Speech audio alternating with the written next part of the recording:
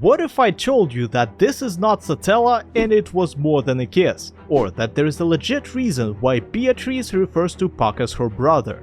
ReZero is practically built on things you don't understand, so stick around and you'll find out.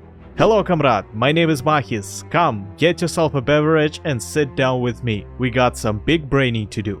That's right, there are going to be some triple-digit IQ shenanigans here, which may or may not spoil you the plot depending on how attentive you were while watching the show. You've been warned. Let's start with something simple. Why do we hear Subaru being referred to as Pride? The answer is by process of elimination. Imagine you're a mildly insane crackhead, and this dude shows up absolutely out of nowhere to your secret hideout, beaming with your favorite cologne. The only reasonable explanation, as funny as it sounds coming from him, is that he is indeed loved way more than this bunch of nobodies and has to have a connection with the witch. Then there is the fact that only 1 out of 6 Archbishop seats is empty, and you got yourself a perfect candidate to fill it. But Mahis, there are 7 witches total, so shouldn't Adidas boy be Pride or Envy? Logical.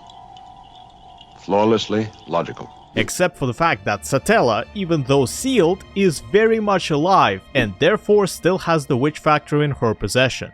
You see, in order to get the authority, the previous owner has to die, after which it finds a way to whoever is going to be next one way or another.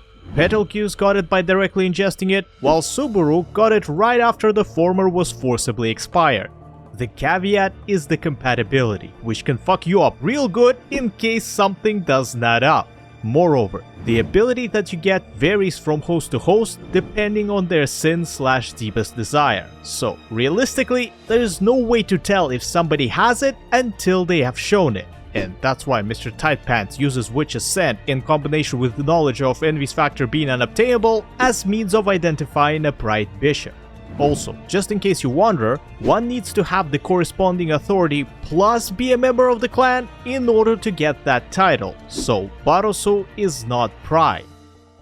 Next, I'd like to talk about something nice, or better put, somebody nice. The most chivalrous knight, the most gallant gentleman, and the bestest of friends, Purple Julius. I have no doubts that you already know him to be a good guy after seeing his adventures in late season 1. However, there are a few things that people miss due to his actions being portrayed through Natsuki's scary-looking eyes. First and foremost, him greeting Emilia by kneeling and kissing her hand. Very formal and, in a vacuum, looks totally in line with what a knight would do to a respectable woman. But we are in the kingdom of Lugunica and not outer space here. She's despised even by children, let alone people in some sort of power. Remember how they treated her in front of everyone basically? Ain't no way those putting Lee to shame eyebrows would give her such courtesy, and Julius doing that is a testament to his lack of prejudice along with an overall kind-heartedness. Which brings me to what he did to RMC. This one-sided fight was not meant to make an example out of a kid who's too full of himself. Instead, it was to save his life and the honor of his lady, as it's not what you do, oh boy it's not what you do in front of the entire kingdom's royalty and nobility. Appearances are of utmost importance there, so much so that speaking out of turn can get you in trouble since it is disrespectful towards whoever was having a conversation. And calling somebody a bitch is pretty much what he said is grounds for at least a duel to the death. What does Julius do? He puts his otherwise outstanding career on the line by challenging Subaru to both calm the knights down by beating the shit out of their offender and teach the ignorant brat a lesson about what it means to be said knight without killing him. What a man. This schmuck talked shit on the streets, insulted him in front of his peers, used dirty tricks in the Battle of Honor, and Julius still gave him options to leave or concede. Truly an example for us all.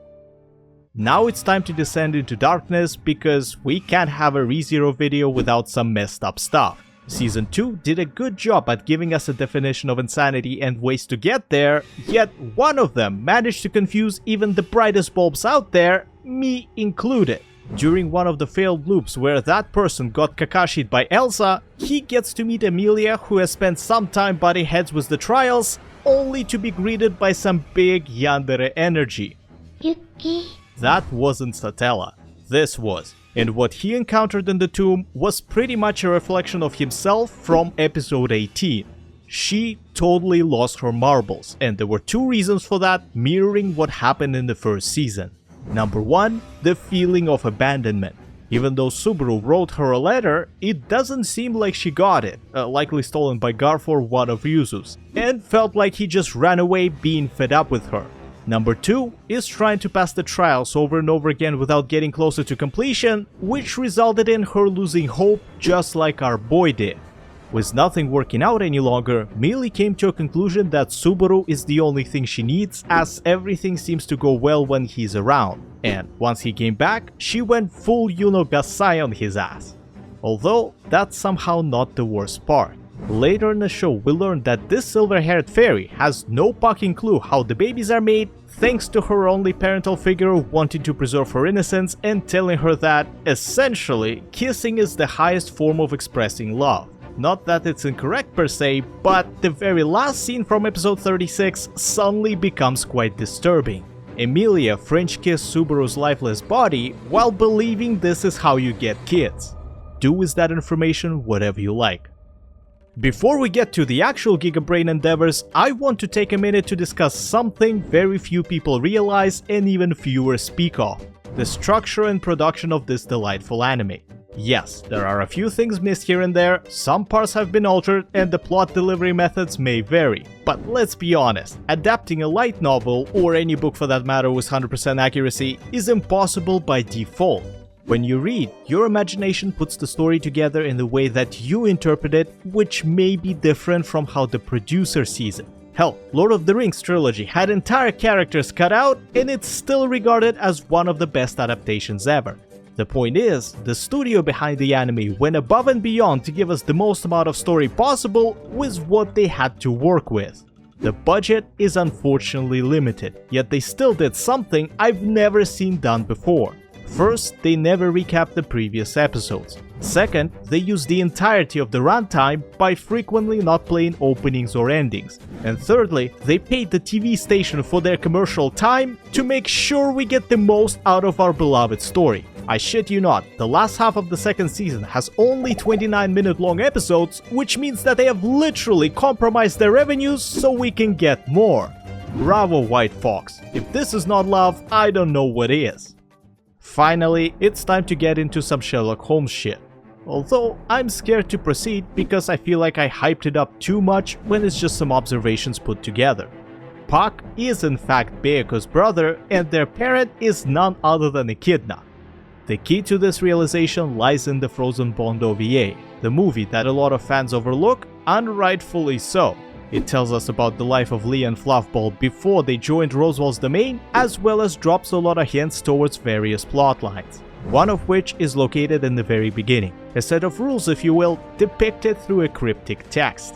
It talks about what Puck should and shouldn't do in regards to Emilia, and by itself doesn't tell us much.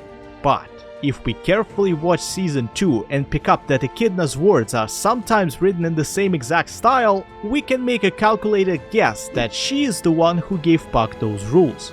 This is further confirmed by the Blu-ray edition allegedly having the Frozen Bond lines voiced by Echidna's voice actor. Then there is the fact that Beatrice refers to him as a sibling and says something interesting while recalling her life. Given that she hasn't left the library in a few hundred years and the only company she had was Margrave with some randos, it's reasonable to assume that she knew the kitty from before the Hector situation. How do I know that he was created by the witch and was not just a friendly neighborhood beast of the end? Well, I can't prove this 100%, yet this theory makes the most amount of sense. Think about it. Echidna has indeed manufactured an artificial spirit called Betty and tasked her with protecting the archive. Similarly to that, Puck was also given directions by Echidna, and that's what's weird. How come he had such a passion for Emilia when he hadn't properly met her until she defrosted herself? Somebody must have implanted those feelings, and given how fucking strong this guy is, the only one who'd be able to do such a thing is his creator, aka the Witch of Greed. What? What's up with Echidna knowing about Leah's entries in advance? That's a topic for a whole nother video, so for now, it was I. Mahis, being detective into the microphone. Check out Discord and Patreon in the description if you like. Otherwise, have a great whatever time of the day you have. Until next time, cheers.